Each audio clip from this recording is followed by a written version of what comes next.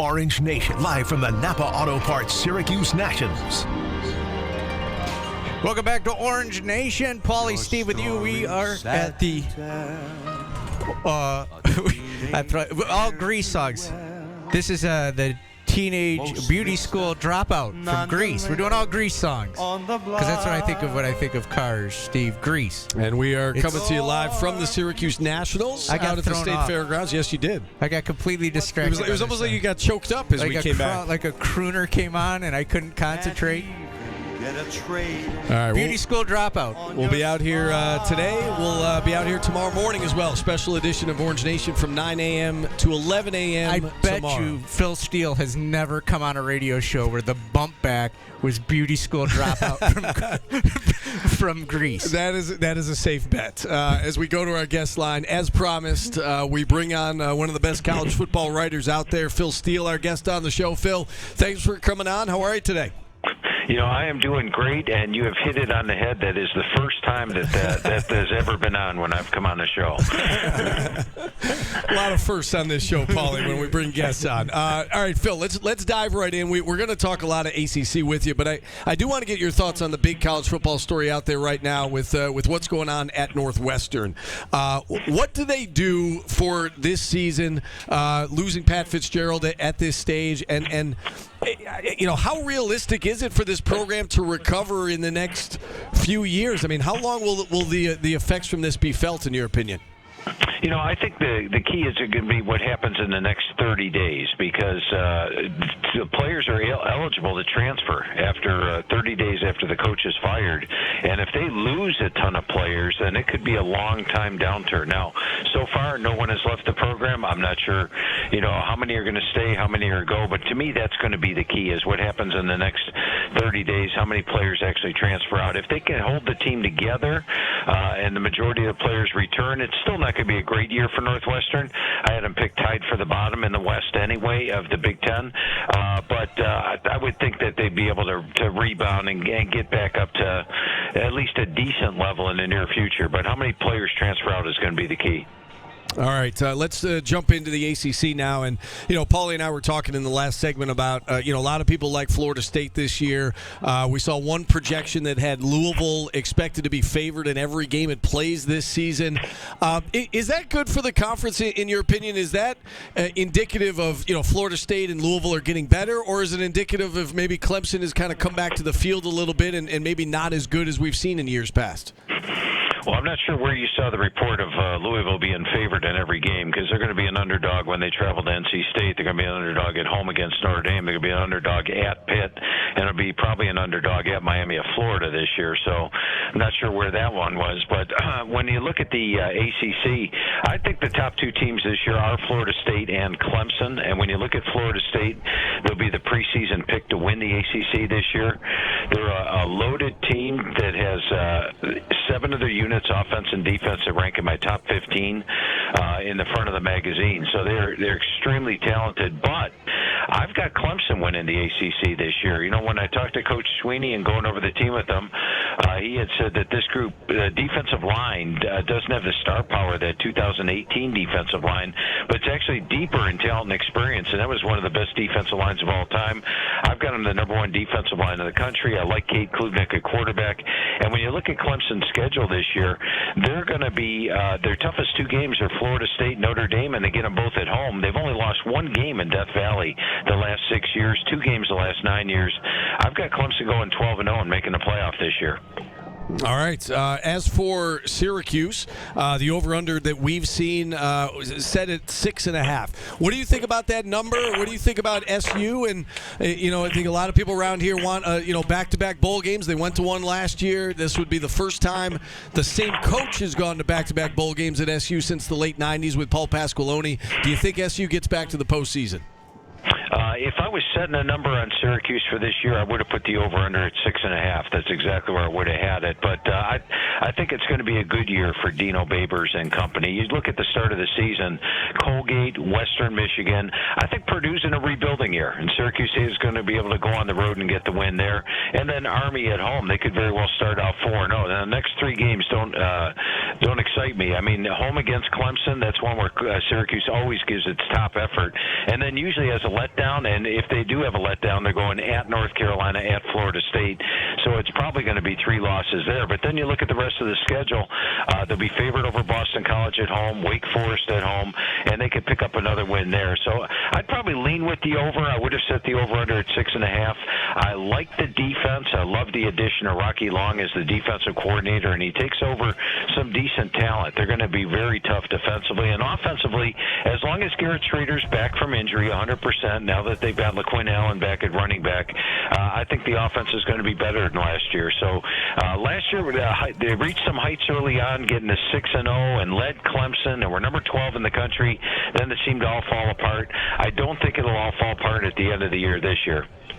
You know, you went over the schedule kind of how I had it playing out in my prediction, but I also had them beating Virginia Tech at Virginia Tech. How are they going to be this year, and is that a winnable game? It is a winnable game. I have Virginia Tech a 3-point favorite in that game, but very winnable. But when you look at VT, they've got the bulk of the defense back. It's the second year for Brent Pry, who's switching them back to the Bud Foster type of defense. They're improved at quarterback. They're improved at running back, improved at the offensive line. And keep in mind, Virginia Tech last year blew 3 fourth-quarter leads, or they would have been a bowl team themselves. They lost to ODU, NC State, and Georgia Tech all in the fourth quarter. They avoid some key teams like Clemson, North Carolina, and Miami in ACC play. So they'll be coming into that game with some confidence, and Blacksburg's always a pretty tough venue. You know, you mentioned the offense should be better. Garrett Schrader back, and as you said, presumably healthy again. They get LaQuinn Allen back off that suspension. Oronde Gadsden has been fantastic for this team. Are you concerned at all about the rest of the receiving core outside of Gadsden? Because, you know, that's been a question mark we've been discussing. Are you concerned about whether or not they've got enough weapons in that wide receiver room? Yeah, and when you're running 4 wide, or Gatson is classified as a tight end, so I mean, you know, when you're putting him in the mix, Coach Babers was happy about 4 or 5 guys. I'd like to be a little bit deeper than that, but I think Gatson's still going to be the forefront of the receiving core. Damian Alford's probably going to be the number 2 guy this year, but Hatcher could be as talented as all the rest of the guys. I'm talking about Amari Hatcher, who's 6'3", 181. He's fast. He's difficult to press. He could be in for a good year this year. And then Trevor Pena is another guy who is dynamic when he gets the ball in his hands. So you look at those 4 guys, this should be a decent enough mix for Schrader. You know, we know the ACC is going away from the divisions this year and going to just, you know, one big conference. The thought being, you know, the conference wants its 2 best teams in the conference title game, which I guess makes a lot of sense. What do you think about that change? Will that ultimately help the conference? And, you know, could that put them in position to get multiple teams in the college football playoff once it expands? Yeah, and I think we see almost all conferences are going to that. The Big Ten's going to that next year. The Pac-12's went to it last year. So it looks like pretty much everybody's moving to that. I can tell you as a magazine writer, I prefer the divisions. It's easier to forecast 7 teams. Sometimes you could find some great value.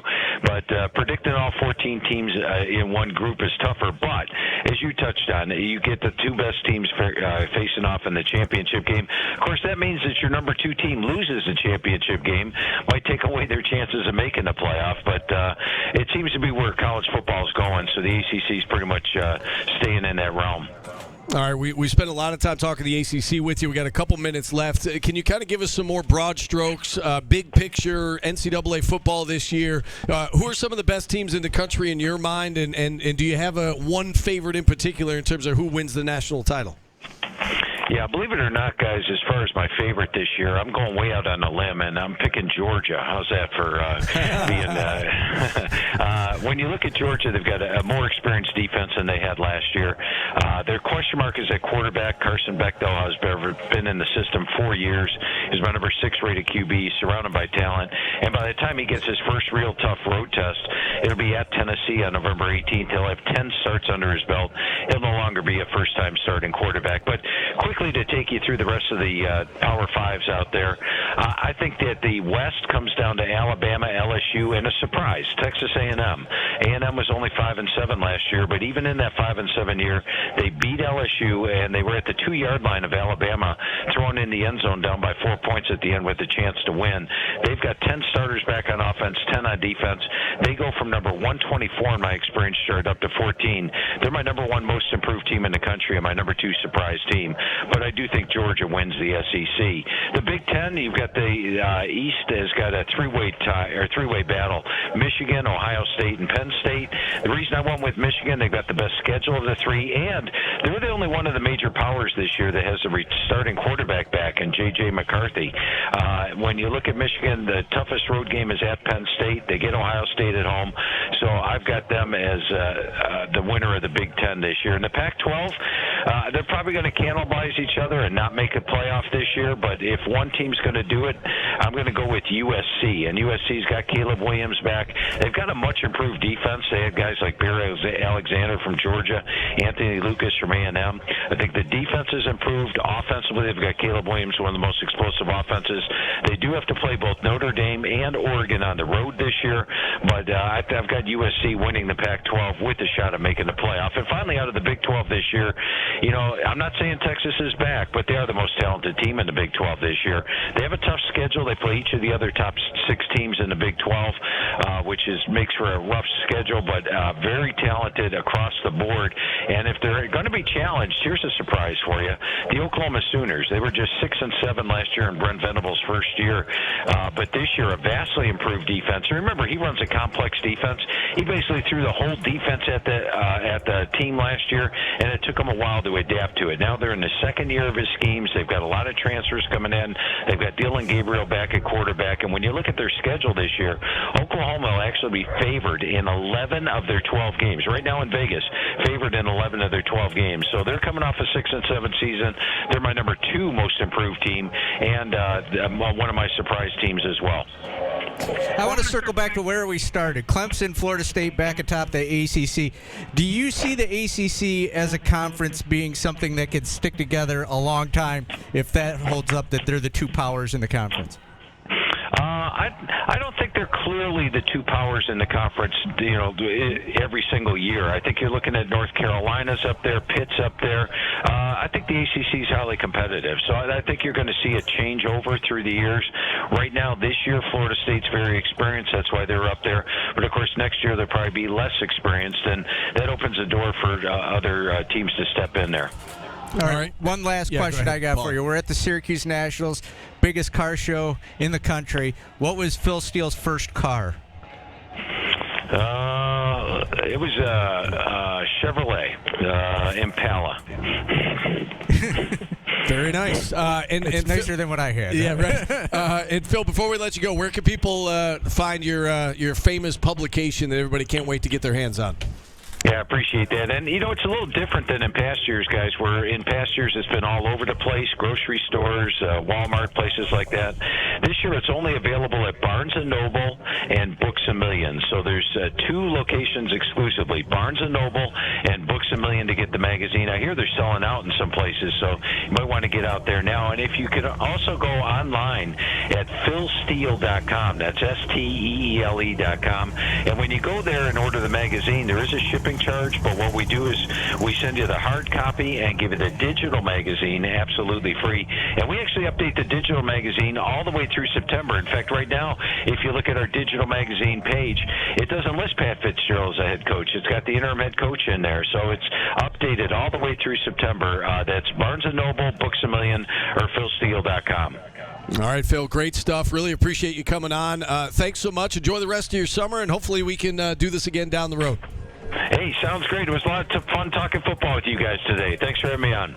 All right, thanks for coming on. Phil Steele, everybody. And with that, we'll hit a timeout. 315-437-7644 if you'd like to check in. We're back after this on ESPN Radio.